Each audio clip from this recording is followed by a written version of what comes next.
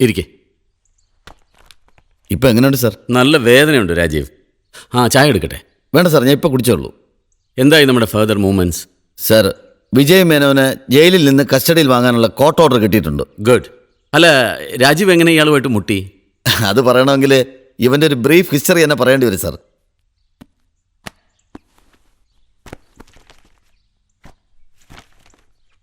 പത്താം തരം മുതൽ PG വരെ സ്റ്റേറ്റ് ലെവൽ റാങ്ക് ഹോൾഡർ. അതിനുശേഷം ജേർണലിസം. ഇടയ്ക്ക് കുറച്ചാൾ ഇവിടെ കെൽട്രോണിൽ 9 മാസത്തിന് ശേഷം അവിടവും വിട്ടു. പിന്നീട് മദ്രാസ് ക്രിസ്ത്യൻ കോളേജിൽ പാർട്ട് ടൈം ലെക്ചർ 1.5 വർഷം. പിന്നീട് ബോംബെയിൽ നിന്നും പബ്ലിഷ് ചെയ്യുന്ന മൈൻ മിററിൽ 2 വർഷം തികച്ചില്ല. ചീഫ് എഡിറ്റർക്കിട്ട് പിടച്ചു. പക്ഷേ അവർ കേസാക്കിയില്ല. ഒരു കണ്ടീഷൻ വെച്ചു, ബോംബെ വിട്ട് പോകണമെന്ന്. അവിടെ നിന്നും വലിയൊരു ശീലം കിട്ടി, ഡ്രഗ്സ്. 1 വർഷം മുമ്പ് ഞാൻ റൂറലിൽ ഇരിക്കുമ്പോഴാണ് എൻ്റെ കയ്യിൽ വന്ന് പെട്ടത്. ബാറിൽ വെച്ചൊരു അടിപിടി, കത്തി കുത്തല അവസാനിച്ചത്. പക്ഷേ മറ്റവൻ ചത്തില്ല. പിടിക്കപ്പെടുമ്പോൾ ഹാഷിഷ് കൈവശം ഉണ്ടായിരുന്നു. ജാമ്യം എടുക്കാൻ ആരും വരാത്തതുകൊണ്ട് അന്ന് മുതൽ ജയിലിലാണ്. രാജീവ്, ഫോണൊന്നും എടുക്ക. ഹലോ. കള്ള ബുദ്ധൂസേ, നീ ഇതെവിടെയാ? ഇന്നലെ രാത്രി നിന്നെ ഗുണ്ടകളിട്ട് പൊരിച്ചു ഞാൻ അറിഞ്ഞു. ഞാൻ സാറിന് കൊടുക്കാം സാർ. ഹലോ. ഹലോ, മൊബൈൽ ഫോണെങ്കിലും ഒന്ന് സ്വന്തമായിട്ട് എടുത്തൂടെ? അതിന് വേണോ ഒരു അസിസ്റ്റന്റ്? നീ ഇപ്പൊ എവിടെന്നാ? സ്വർഗത്തീന്ന്. അത്രയ്ക്ക് ദൂരമാണല്ലോ നമ്മൾ തമ്മിൽ ഇപ്പൊ. നീ കാര്യം പറയടി. എടാ ബുദ്ധൂസേ, ആ ക്രിമിനൽസിനെ ഫോളോ ചെയ്യുന്ന വിവരം ഒന്ന് വിളിച്ചു പറയാറുന്നില്ലേ നിനക്ക് എന്നോട്? നമുക്ക് ലൈവായിട്ട് നാട്ടുകാരെ കാണിക്കാറുന്നല്ലോ. എന്നാ നീ ഒരു കാര്യം ചെയ്യ്. ഏതോ VIP മരിക്കാൻ കിടക്കുന്നു കേട്ടു, പോയെടുക്ക്. മരണം ലൈവായിട്ട് കാണിക്കാമല്ലോ. അത് പോട്ടെ, നിനക്ക് പരിക്കെന്തെങ്കിലും പറ്റിയോ? പിന്നെ എടി, എന്റെ തല കളഞ്ഞു പോയി. ഞാനിപ്പോ അത് തപ്പിക്കൊണ്ടിരിക്കുക. തലയോ? Aleena, get ready. ഇക്കു, നീ വേഗം TV ഓൺ ചെയ്തേ. പിന്നെ ഫോൺ കട്ട് ചെയ്യല്ലേ.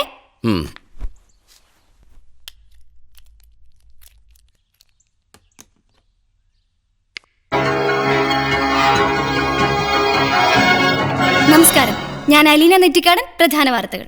സിറ്റി പോലീസ് കമ്മീഷണർ ഇക്ബാൽ IPSന്റെ നേതൃത്വത്തിൽ നടത്തിയ റെയ്ഡിൽ 2 ക്രിമിനൽസുമായി ഏറ്റുമുട്ടൽ നടന്നതായി സിറ്റി ബ്യൂറോ റിപ്പോർട്ട് ചെയ്യുന്നു. കൊലപാതകങ്ങൾ ഉൾപ്പെടെ നിരവധി കേസുകളിൽ പ്രതികളായ ഇവർ പോലീസിനെ വെട്ടിച്ച് കടന്നു കളഞ്ഞതായാണ് റിപ്പോർട്ട്. ഇതിനെക്കുറിച്ച് പ്രതികരിക്കാൻ കമ്മീഷണർ ഇപ്പോൾ ലൈനിലുണ്ട്. Commissioner please. Commissioner miss Rikku, sorry, Iqbal IPS. ഞാനിവിടെ പറഞ്ഞ കാര്യങ്ങൾ താങ്കൾ കേട്ടിരിക്കുമല്ലോ. ഇതിനെക്കുറിച്ച് എന്താണ് പറയാനുള്ളത്? പരിക്കെന്തെങ്കിലും പറ്റിയോ? സംസാരിക്കാൻ ബുദ്ധിമുട്ടുള്ള രീതിയിൽ പരിക്ക് പറ്റിയെന്നാണോ സാർ? സോറി, പ്രേക്ഷകർ മനസ്സിലാക്കേണ്ടത്. നിങ്ങൾക്ക് എവിടെ നിന്ന് കിട്ടി ഈ വാർത്ത?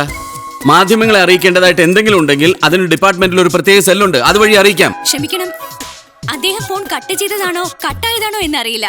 എന്തായാലും അദ്ദേഹം ദേഷ്യത്തിലാണെന്ന് നമുക്ക് അനുമാനിക്കാം. മറ്റു വാർത്തകളിലേക്ക് കടക്കും മുമ്പ് ചെറിയൊരു ഇടവേള. മയക്കുമരുന്നും കള്ളും അടിച്ച് ബോധവും വെളിവും പോയി കിടക്കുന്നവനെ കൊണ്ടുപോയി കേസിന് എന്ത് തെളിവുണ്ടാക്കാനാ സാറേ? അതറിയില്ലേ, liquor always speak the truth. കീടം സത്യമേ പറയുള്ളൂ. എങ്കിൽ പിന്നെ കള്ളനെയും കൊള്ളക്കാരെയും കൊണ്ടുപോയി കള്ളു കുടിപ്പിച്ചാ പോരെ സാറേ? സത്യം താനെ പുറത്തു വരില്ലേ? അപ്പോഴേ കൂടുതൽ വാചം അടിക്കണ്ട. കോടതി ഉത്തരവ് അനുസരിച്ചാൽ മതി. തുറക്ക്.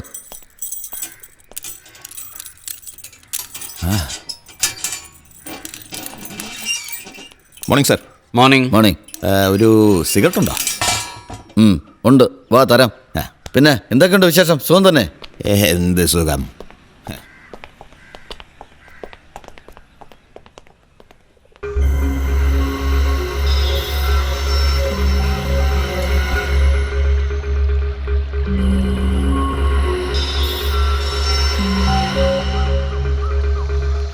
റിട്ടയർ ആവാൻ ഇനി എത്ര വർഷമുണ്ട്? 3 വർഷം. സർവീസിലിരുന്നുകൊണ്ട് നടത്തിയ സേവനങ്ങൾക്കൊക്കെ ചിലപ്പോൾ നല്ല പാരിതോഷികങ്ങൾ കിട്ടാൻ സാധ്യതയുണ്ട്. അതിന് 3 വർഷം വേണ്ടി വരില്ല.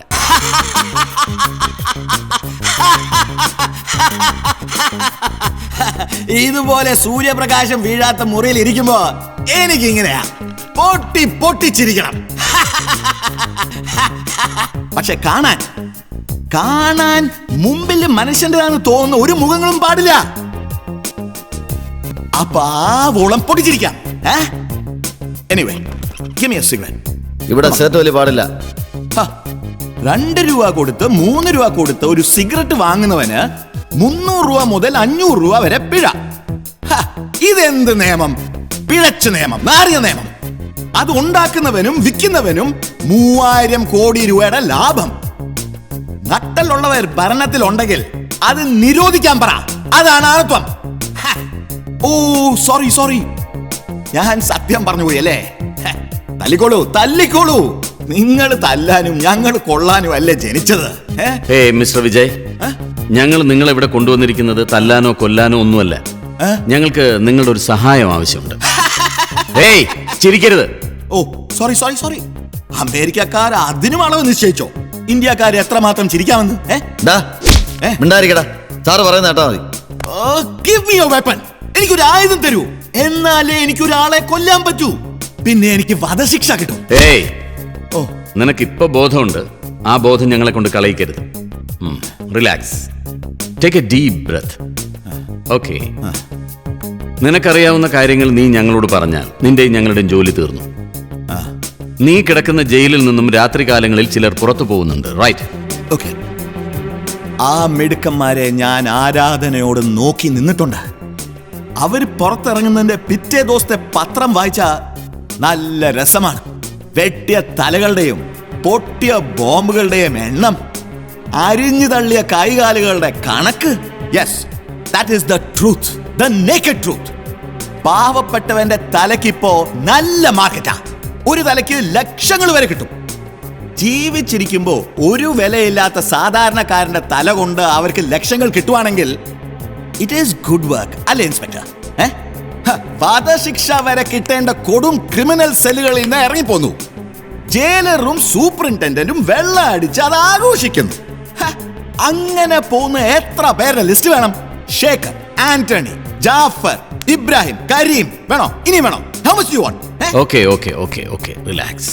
ലുക്ക്, ഈ ഫോണിൽ എ എന്ന അക്ഷരം അടിച്ച് ഒറ്റ നമ്പർ മാത്രമേ ഫീഡ് ചെയ്തിട്ടുള്ളൂ. നീ അതിലേക്ക് ഡയൽ ചെയ്താൽ എൻ്റെ ഫോൺ റിംഗ് ആവും. രാത്രികാലങ്ങളിൽ ഏതെങ്കിലും ലോക്കപ്പിന്റെ പൂട്ട് തുറക്കുന്നുവെങ്കിൽ എൻ്റെ ഫോണിലേക്ക് ഞാനൊരു കോൾ പ്രതീക്ഷിക്കും. അറിയാവല്ലോ, ജയിലിനകത്ത് ഇത് പാടില്ലാത്തതാണ്. So very careful. നിനക്ക് എന്ത് വേണം? എനിക്ക് വധശിക്ഷ വാങ്ങി തരുമോ? ഇനി മനുഷ്യമുഖങ്ങൾ കണ്ട് ജീവിക്കാതിരിക്കാൻ വേണ്ടി എനിക്ക് വധശിക്ഷ വാങ്ങി തരുമോ?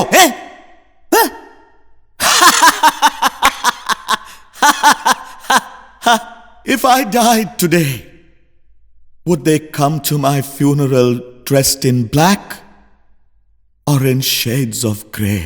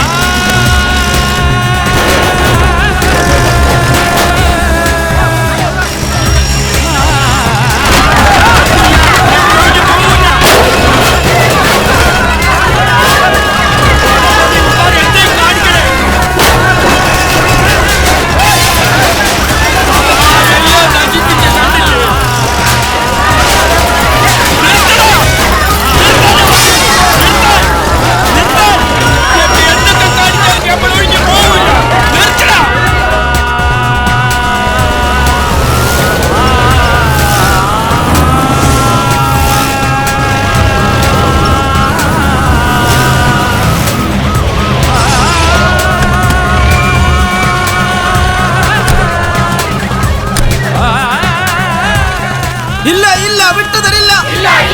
അവകാശങ്ങൾ തന്നിടാതെ ഒരിഞ്ച് ഭൂമി വിട്ടുതരില്ല. ഞങ്ങളുടെ കുടിലുകൾ പൊളിച്ചു മാറ്റി. വീടില്ല ഇവിടെ ഒരു വ്യവസായം. അവര് പറയട്ടെ. സർക്കാർ ഉത്തരവാണ്, തടയരുത്. ഞങ്ങൾ വോട്ട് നിന്ന് ജയിപ്പിച്ച സർക്കാരാണ്.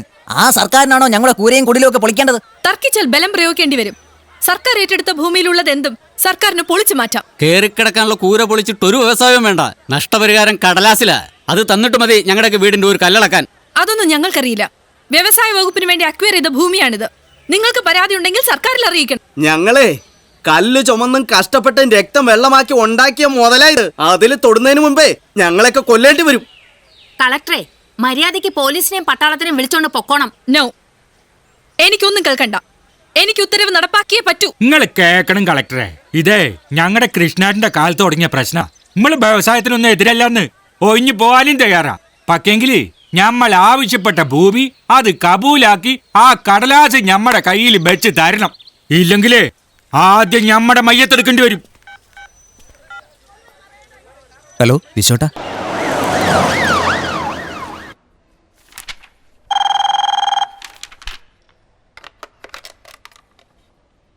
ആ പറയൂ.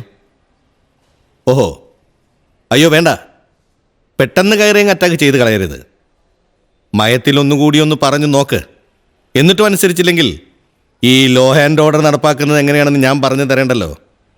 ചടങ്ങിന് 1-2 വെടി ആകാശത്തേക്ക്, പിന്നത്തെ വെടി അവിടുത്തെ പാവപ്പെട്ടവന്റെ നെഞ്ചത്തേക്കല്ലേ? മിസ്റ്റർ വിശ്വനാഥൻ. അതെ, വിശ്വനാഥൻ. മര്യാദയ്ക്ക് കളക്ടറെ വിളിച്ച് അവിടുന്ന് പിന്തിരിയാൻ പറയണം. ഇത് ഗവൺമെന്റ് തീരുമാനമാണ്, നടന്നിരിക്കും. തിരുത്തണം ആ തീരുമാനം. 5 സെന്റ് ഭൂമി നഷ്ടപ്പെട്ടവന് 1 സെന്റ് ഭൂമി പോലും വാങ്ങാൻ തികയാത്ത നക്കാപ്പിച്ച കൊടുത്ത് അവരൊഴിപ്പിച്ച് ഇവിടെ ഈ നന്ദിഗ്രാം ആവർത്തിക്കാനുണ്ട് ഭാവമെങ്കിൽ തടയും. എന്ത് വില കൊടുത്താ തീരുമാനം? എങ്കിൽ രാജിവെച്ച് ഇറങ്ങി പോണം മിനിസ്റ്റർ. എന്നിട്ട് അവരുടെ മുന്നിൽ നിന്ന് കൊടിപിടിക്കേ. രാഷ്ട്രീയ കുലംകുത്തികൾക്ക് പറഞ്ഞിട്ടുള്ളത് തെരുവ. താൻ അവിടെ പോയി ചരച്ചാൽ മതി. റവന്യൂ വകുപ്പ് എനിക്കാണെങ്കിൽ, ആ കസേരയിൽ ഞാൻ ഉണ്ടെങ്കിൽ, ഒഴിപ്പിക്കാൻ നോട്ടീസ് കൊടുത്ത ഒറ്റ കുടില് പോലും നാളെ തട്ടേക്കാട്ട് കോളനിയിൽ ഉണ്ടാവില്ല.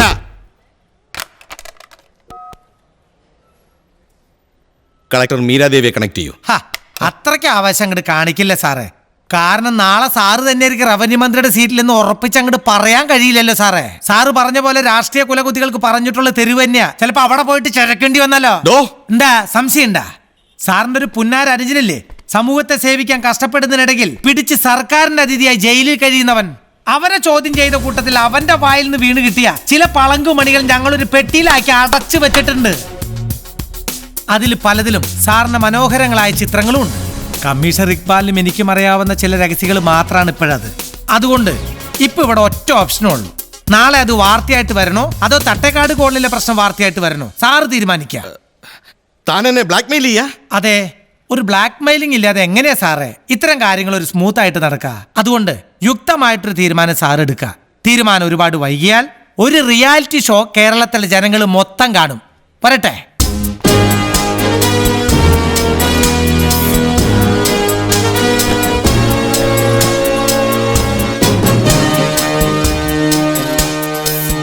CM ഒന്ന് കണക്ട് ചെയ്യേ.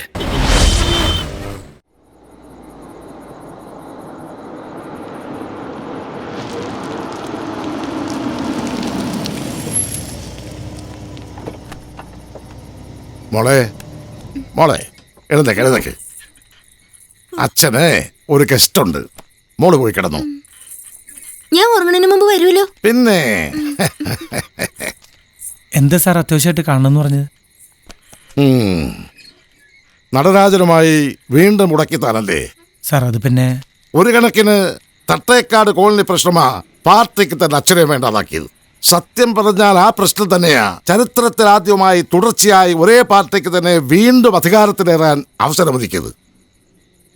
നിന്നെ പുറത്താക്കാൻ പ്രത്യേകിച്ചൊരു പാർട്ടിയില്ല. പക്ഷേ അതിന് ശ്രമിക്കുന്നവർ പുറത്തുണ്ടായിരിക്കും. രാഷ്ട്രീയത്തിൽ വേണ്ടത് എടുത്തിയാട്ടമല്ല, തന്ത്രമാണ്. ഇല്ലെങ്കിൽ അത് ശത്രുക്കളെ സൃഷ്ടിക്കാനേ കഴിയൂ. എന്റെ കൃഷ്ണേട്ടന്റെ മകൻ ഒരുപാട് ഉയരത്തിലിരിക്കുന്നെന്ന് കാണാൻ മോഹമുണ്ടെനിക്ക്. ആ മോഹത്തിന്റെ കടക്കൽ കത്തിവെക്കാൻ പാകത്തിന് നീ ശത്രുക്കളെ സൃഷ്ടിക്കരുത്.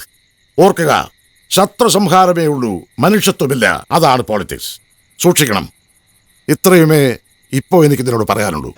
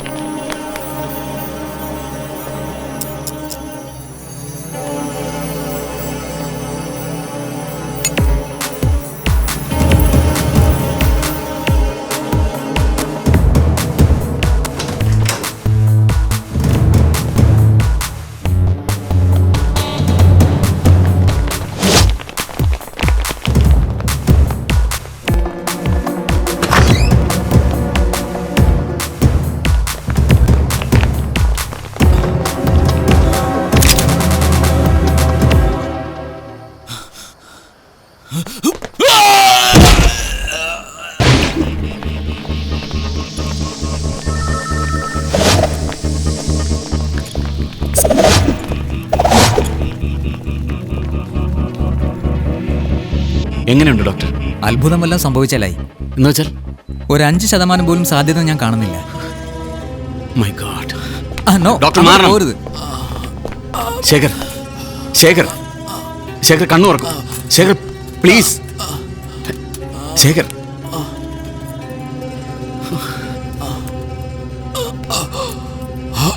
ആഭ്യന്തരമന്ത്രിയെ ആഭ്യന്തരമന്ത്രി ഏതാനും ദിവസങ്ങൾ ശേഖർ പറയൂ. കമോൺ.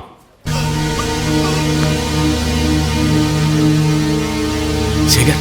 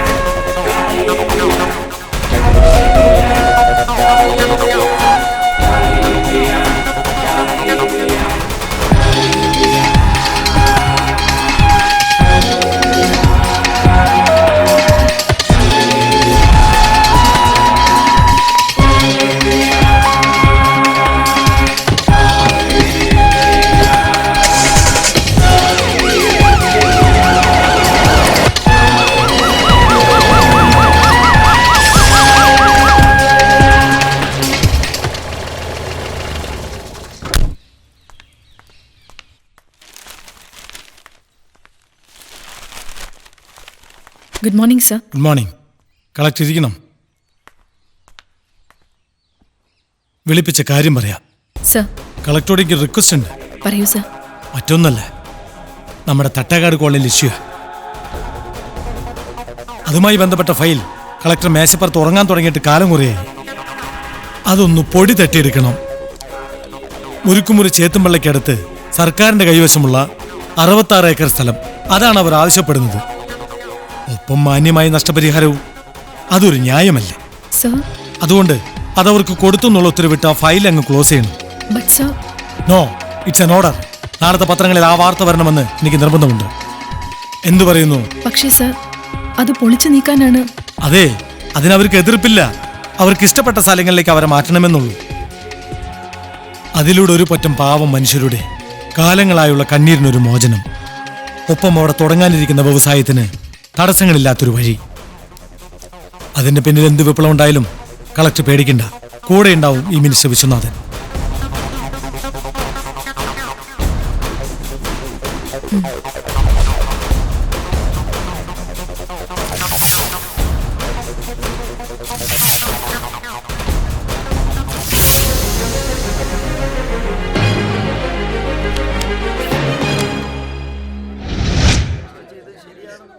അതെ, ആരെങ്കിലും ഒന്ന് വാ തുറന്ന് എന്തെങ്കിലും ഒന്ന് പറ. ഒരുത്തൻ തന്നിഷ്ടപ്രകാരം കാണിച്ച തോന്നിവാസം അച്ചടിച്ചു വന്ന പത്രത്തിലെ അക്ഷരങ്ങളുടെ ചന്തം നോക്കാനാണോ അടിയന്തരമായി നമ്മളോട് കൂടിയത്? ഇനി എന്തിനാണ് നടരാജൻ സാറേ മന്ത്രിയാണെന്ന് പറഞ്ഞിരിക്കുന്നത്? എന്തിന്? ഈ കളക്ടറെ പറഞ്ഞാൽ മതിയല്ലോ. സാക്ഷാൽ വകുപ്പ് ഭരിക്കുന്ന മന്ത്രിയും മുഖ്യമന്ത്രിയൊക്കെ ഉള്ളപ്പോ വേറൊരു വകുപ്പിന്റെ മേധാവി എന്തെങ്കിലും ഉത്തരവിട്ടാൽ അതിൽ കയറി ഒപ്പിടാൻ മാത്രമുള്ള വിവരമേ ഈ കളക്ടർക്കുള്ളൂ. മിനിസ്റ്റർ അല്പം കൂടി അന്തസ്സായി ബിഹേവ് ചെയ്യണം. അല്ല, എന്തായി ബിഹേവ് എന്ന് പറഞ്ഞാൽ? IAS എടുത്തതിന്റെ പേരിൽ എന്ത് അവഹേളനവും സഹിക്കേണ്ടവരാണ് ഞങ്ങളെന്ന് കരുതരുത്. ബഹുമാനപ്പെട്ട മുഖ്യമന്ത്രിയോട് എനിക്കൊന്നേ ചോദിക്കാനുള്ളൂ. മിനിസ്റ്റർ ഉത്തരവിട്ടതാണോ അതനുസരിച്ചതാണോ ഞാൻ ചെയ്ത തെറ്റ്? തോന്നിവാസം കാണിക്കാൻ മന്ത്രിക്ക് കൂട്ടു നിന്നിട്ട് IAS മഹത്വം വിളമ്പെന്നോ? മിസ്റ്റർ നടരാജൻ, ഒരു കളക്ടറോട് താനിങ്ങനെ എന്താ ജില്ലാ മജിസ്ട്രേറ്റിന്റെ അധികാരം വെച്ച് വരെ തൂക്കിക്കൊല്ലൂ? ഒറ്റ ഫോൺ കോൾ, ഗവൺമെന്റ് സെക്രട്ടറി വിളിച്ചൊരു വാക്ക്, അത്രയെങ്കിലും ചെയ്യാമായിരുന്നില്ല ഇവർക്ക്? ഇല്ലെങ്കിൽ CM പറ, ഈ നെറുകെട്ട നടപടിക്കെതിരെ എന്ത് മറുപടിയാണ് പറയാനുള്ളത്? കൃത്യമായ ഒരു ഉത്തരം കാണില്ല CM-ന്. അവൻ അധികാരത്തിൽ കയറി അന്നു മുതൽ ഒരു തരം മൗനവ്രതമാ. ഇനിയിപ്പോ മുഖ്യമന്ത്രിയും അയാളും ചേർന്ന് നടത്തിയ ഒത്തുകളിയല്ലെന്ന് ആര് കണ്ടു? വാക്കുകൾ സൂക്ഷിച്ചുപയോഗിക്കണം. ഞാൻ അറിഞ്ഞുകൊണ്ട് എന്തെങ്കിലും ഒരു കാര്യം ഇവിടെ നടന്നിട്ടുണ്ടെങ്കിൽ അത് തുറന്നു പറയാനും ഏറ്റെടുക്കാനുമുള്ള ആർജവും നട്ടല്ലുമുണ്ട് എനിക്ക്. എങ്കിൽ തെളിയിക്ക്.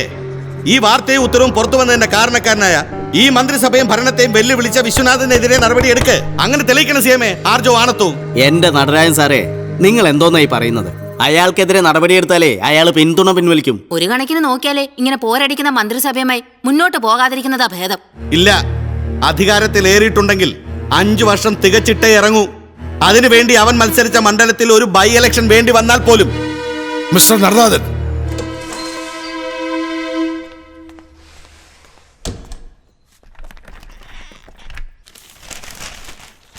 What foolishness, what rubbish! എന്ത് തീരുമാനമാണോ താനെടുത്തത്? ബാക്കിയുള്ളവരൊക്കെ മണ്ടന്മാരാണെന്ന് കരുതുക താൻ.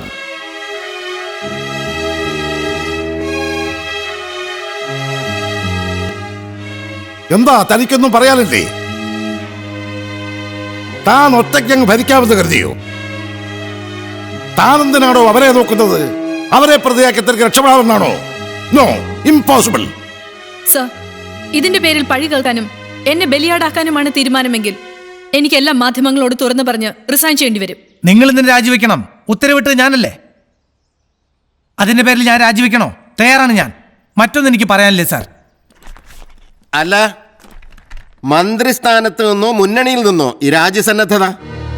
പേടിയുണ്ടല്ലേ? എങ്കിൽ കേട്ടോ, ഞാൻ രാജിവെക്കുന്നുവെങ്കിൽ അത് മന്ത്രിസ്ഥാനത്ത് മാത്രമായിരിക്കില്ല, പക്ഷേ അത് ആവശ്യപ്പെടണം.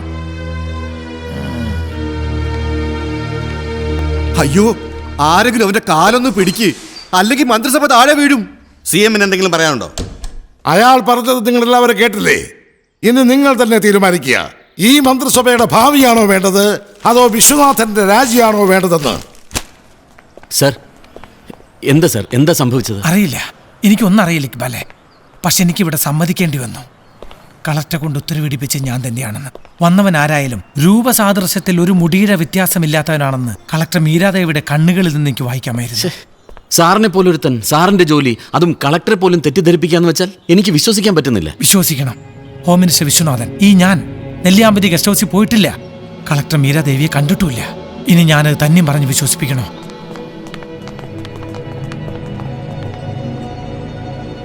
ആരെങ്കിലും അറിയും മുമ്പ് എനിക്ക് അവനെ കിട്ടണം. കിട്ടുമ്പോൾ അവൻ്റെ ശരീരത്തിൽ ഒരു പോറൽ പോലും ഏൽക്കാൻ പാടില്ല. ഇത് city police commissioner Iqbal IPS home minister വിശ്വനാഥൻ്റെ ഓർഡറല്ല, നിന്നോടുള്ള അപേക്ഷയാണ്.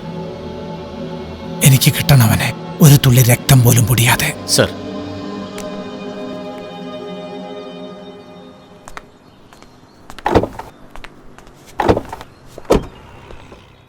ഒന്ന് വേഗം ശരിയാക്ക്. എന്താ ഇത്?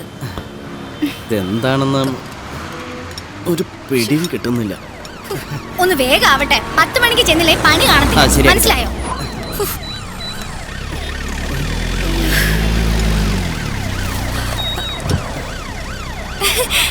എന്താടി, എന്ത് പറ്റി? കണ്ടില്ലേ വണ്ടി ബ്രേക്ക് ഡൗൺ ആയി കിടക്കുന്നത്? മണിക്കൂർ 1 ആയി നിൽക്കാൻ തുടങ്ങിയിട്ട്. ഇക്കുന്റെ വണ്ടി വന്ന നിലയ്ക്ക് ഞാൻ എന്തിനാ വെയിൽ കൊള്ളുന്നത്? ഹലോ ചേട്ടാ, വണ്ടി റെഡിയാക്കി നേരെ അമൃത ടിവിയിലേക്ക് കൊണ്ടുവരണേ. അറിയില്ലേ, എന്നെ കെട്ടാൻ പോകുന്ന ആളാ. ഇതൊന്ന് പിടിച്ചേ, അങ്ങോട്ട് നീങ്ങിയിരുന്നേ. നീ എന്താ കാണിക്കുന്നത്? നീങ്ങിയിരിക്കെ. എടി, ഞാൻ അത്യാവശ്യമായിട്ടാ. ഇത് ഇന്ന് ടെലികാസ്റ്റ് ചെയ്യാനുള്ള ഒരു ഫില്ലറാ, ട്രാഫിക് ജാമിനെ കുറിച്ച്. അയ്യോ, എന്നോട് അങ്ങനെ പറയല്ലേ. ഒരു ദിവസം എത്രമാത്രം പേര് ട്രാഫിക് ജാമിൽ കിടന്ന് നട്ടം തിരിയുന്നുണ്ടെന്ന് ബന്ധപ്പെട്ടവർക്കൊന്ന് കാണിച്ചു കൊടുക്കാലോ. നാണം വെക്കുന്നെങ്കിൽ വെച്ചോട്ടെ. ഹലോ ചേട്ടാ, വണ്ടി എടുത്തോ ഒന്ന് പറ പ്ലീസ്. വണ്ടി എടുക്കടോ. പിന്നെ ഇക്കു, ഇന്നേ ഈ ഫില്ലർ എടുക്കുമ്പോ ഒരു സംഭവം ഉണ്ടായി. നീ ഇത് കണ്ടാ വണ്ടർ അടിക്കും, ശരിക്കും, എനിക്ക് ഉറപ്പാ. ദേ ഇങ്ങോട്ട് നോക്കിയേ, ഇയാളെ നിനക്ക് പരിചയം ഉണ്ടോന്ന്? എനിക്കറിയില്ല. ഇക്ക് ഇങ്ങോട്ട് നോക്ക്. നമ്മുടെ മിനിസ്റ്റർ ടീഷർട്ട് ഇട്ട ഡിറ്റു ഇയാളെ പോലെ ഉണ്ടാവുമല്ലേ?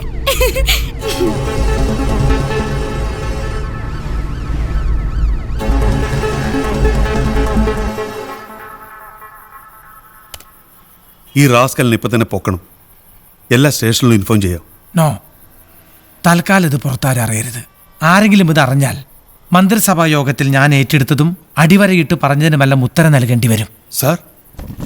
അതെ, എൻ്റെ രൂപസാദൃശ്യം ഉപയോഗിച്ച് ഫലത്തിൽ എനിക്ക് ഇമേജ് ഉണ്ടാക്കി തരാനോ എനിക്ക് ശത്രുക്കളെ സമ്മാനിക്കാനോ മാത്രമായിരിക്കില്ല അവൻ്റെ അവതാരം.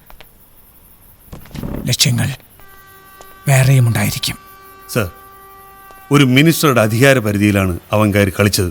It's to dangerous. സാറിൻ്റെ മനസ്സറിഞ്ഞുകൊണ്ട് തന്നെ ആവണം അവൻ്റെ പ്ലേ. ഇല്ലെങ്കിൽ ഇത്ര കൃത്യമായ ഇഷ്യൂ തന്നെ അവൻ തിരഞ്ഞെടുക്കില്ലായിരുന്നു. അതാണ് എനിക്ക് മനസ്സിലാകാത്തത്. Sir, say this. ഇതൊരു വെൽ പ്ലാൻഡ് പ്ലേ ആണെന്നതിനുള്ള തെളിവാണിത്. മിനിസ്റ്ററുടെ ഒഫീഷ്യൽ അഡ്രസ്സിൽ നിന്നുമാണ് കളക്ടർക്ക് ഈ മെസ്സേജ് പോയിരിക്കുന്നതും നെല്ലിയാമ്പതി ഗസ്റ്റ് ഹൗസിൽ അപ്പോയിൻമെൻറ്റ് ഫിക്സ് ചെയ്തിരിക്കുന്നത്. കോൺഫിഡൻഷ്യൽ മാറ്റർ എന്ന് പ്രത്യേകം ടൈപ്പ് ചെയ്തിട്ടാണ് മെസ്സേജ് അയച്ചിരിക്കുന്നത്. പെട്ടെന്ന് കണ്ടുപിടിക്കാൻ കഴിയില്ലെങ്കിലും ആരുടെയൊക്കെയോ ഔദ്യോഗിക കാര്യങ്ങൾ ഇതിൻ്റെ പിന്നിലുണ്ട് സർ. സർ, ഒരു പരിധിക്കപ്പുറം ഈ മാറ്റർ രഹസ്യമാക്കി വെച്ചുകൊണ്ട് ഒരു നീക്കവും നടത്താൻ ഡിപ്പാർട്ട്മെന്റിന് കഴിയില്ല. നോ, ഡിപ്പാർട്ട്മെന്റിന് കഴിയില്ലെങ്കിൽ അത് നിങ്ങൾക്ക് കഴിയണം. മിസ്റ്റർ ഇക്ബാൽ, എനിക്കറിയണം എന്തിനു വേണ്ടി അവൻ അങ്ങനെ ചെയ്തു. ഇതിനുള്ള മറുപടി അവന്റെ നെഞ്ചിലോ തലച്ചോറിലോ ഉണ്ടെങ്കിൽ ഒരു തുള്ളി ചോര പോലും പൊടിയാതെ കീറി പുറത്തെടുക്കും ഞാൻ. അതുവരെ നമ്മളല്ലാതെ ഈ രഹസ്യം മറ്റാരും അറിയില്ല.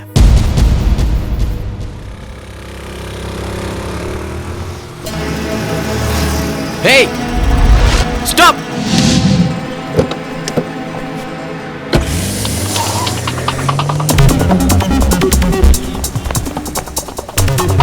Police.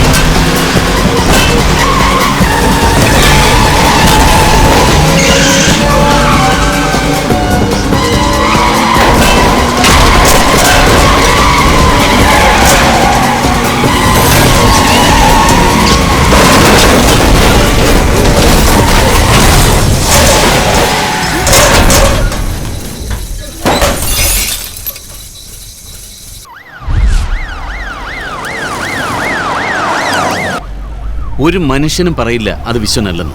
അത്രയ്ക്ക് സാമ്യമുണ്ട്. വെറുതെ അല്ല കളക്ടർക്ക് തെറ്റിയത്. എനിക്കൊന്ന് കാണണമല്ലോ അവനെ. ഇപ്പൊ വെന്റിലേറ്ററില്ല. 1% പോലും ഹോപ്പ് ഇല്ലെന്നാണ് ഡോക്ടർ പറഞ്ഞത്. മാത്രമല്ല, വിശ്വ ഇപ്പൊ അവനെ കാണാൻ ചെന്നാൽ അതൊരു വാർത്തയാവും. പക്ഷെ എനിക്ക് അവൻ എന്റെ ശത്രുവാണെന്ന് വിശ്വസിക്കാനേ കഴിയുന്നില്ല. കെണിയിൽ വീണത് പുലിയാണോ പൂച്ചയാണോ എന്നറിയാതെ നമുക്കൊന്നും തീർത്ത് പറയാൻ പറ്റില്ല. ഇപ്പോഴവന്റെ ജീവൻ രക്ഷിക്കാണ് വേണ്ടത്. ഏതു വിധത്തിലും അവൻ ജീവിച്ചിരിക്കണം എന്നെന്റെ മനസ്സ് പറയുന്നു.